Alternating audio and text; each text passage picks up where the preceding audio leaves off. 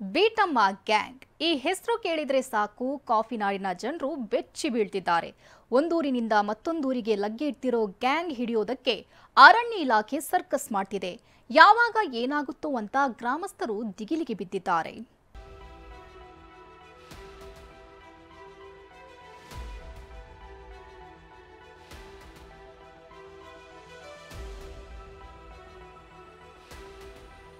ಊರಿನ ಗಡಿಗೆ ನುಗ್ಗಿವೆ, ಹಿಂಡು ದಂಡು ಕಟ್ಕೊಂಡು ಓಡಾಡ್ತಿವೆ. ಪಟಾಕಿ ಸಿಡಿಸಿದ್ರೂ ಬೆದರ್ತಿಲ್ಲ, ಜನರನ್ನ ನೋಡಿಯೂ ಜಗ್ತಿಲ್ಲ. ನಾವು ನಡೆದಿದ್ದೇ ದಾರಿ ಅಂತ ಬೀಟಮ್ಮ ಗ್ಯಾಂಗ್ ಗೀಳಿಡ್ತಿವೆ.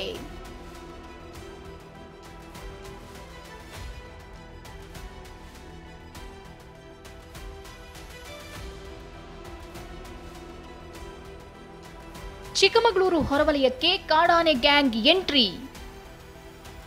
ಬೀಟಮ್ಮ ಗ್ಯಾಂಗ್ ಓಡಿಸಲು ಅಭಿಮನ್ಯು ಟೀಮ್ ಆಗಮನ. ಒಂದಲ್ಲ ಎರಡಲ್ಲ, ಬರೋಬ್ಬರಿ 30 ಕಾಡಾನೆಗಳು.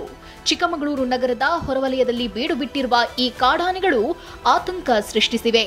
ಬೀಟಮ್ಮ ಗ್ಯಾಂಗ್ ಅಂತ ಕರೆಯೋ ಈ ಕಾಡಾನೆ ಹಿಂಡಿನಲ್ಲಿ ಅರ್ಜುನನನ್ನ ಕೊಂದಿದ್ದ ಹಂತಕ ಭೀಮನು ಪ್ರತ್ಯಕ್ಷ ಆಗಿದ್ದಾನೆ.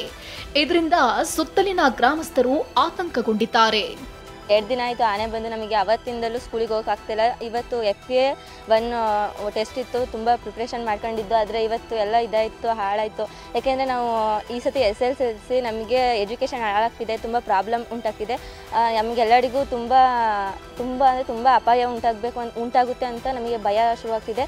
ಮನೆ ಮುಂದೆಲ್ಲ ಬೆಳಗ್ಗೆ ಎದ್ದರೆ ಮನೆ ಮುಂದೆಲ್ಲ ಆನೆ ಬರ್ತಿದೆ. ನಮಗೆ ಫುಲ್ಲು ಭಯ. ಏಕೆಂದರೆ ನಮ್ಮ ತಾತ ದಿನ ಹಾಲು ಹಾಕಬೇಕು, ಆದರೆ ಹಾಲು ಹಾಕೋಕ್ಕೆ ಆಗ್ತಿಲ್ಲ. ದಿನಾಲೂ ನಮಗೆ ಇದರಿಂದ ತುಂಬ ಅಪಾಯ ಆಗ್ತಿದೆ. ದಿನ ಹೋಗಕ್ಕೂ ಆಗ್ತಿಲ್ಲ ರೋಡಲ್ಲೆಲ್ಲೂ. 9 ಗ್ರಾಮಗಳಲ್ಲಿ ನಿಷೇಧಾಜ್ಞೆ ಮುಂದುವರಿಕೆ. ಕಾಡಾನೆಗಳನ್ನ ಕಾಡಿಗಟ್ಟಲು ನಾಗರಹೊಳೆ ದುಬಾರೆ ಶಿಬಿರದಿಂದ ಅಭಿಮನ್ಯು, ಮಹೇಂದ್ರ, ಭೀಮಾ, ಸುಗ್ರೀವ, ಅಶ್ವತ್ಥಾಮ ಸೇರಿದಂತೆ 8 ಆನೆಗಳನ್ನ ಕರೆತರಲಾಗಿದೆ. ರಾತ್ರಿ ವೇಳೆ ಆನೆಗಳು ಬೇರೆಡೆ ತೆರಳುವ ಸಾಧ್ಯತೆ ಇದ್ದು, ಈ ಸಮಯದಲ್ಲಿ ಆಪರೇಷನ್ ನಡೆಯಲಿದೆ. ಇನ್ನು ಮುಂಜಾಗ್ರತಾ ಕ್ರಮವಾಗಿ ಚಿಕ್ಕಮಗಳೂರು ಹೊರವಲಯದಲ್ಲಿ ಕೆಆರ್ಪೇಟೆ, ಮುಕ್ತಿಹಳ್ಳಿ, ಮತ್ತಾವರ ಸೇರಿ 9 ಗ್ರಾಮಗಳಲ್ಲಿ ನಿಷೇಧಾಜ್ಞೆ ಮುಂದುವರೆದಿದೆ.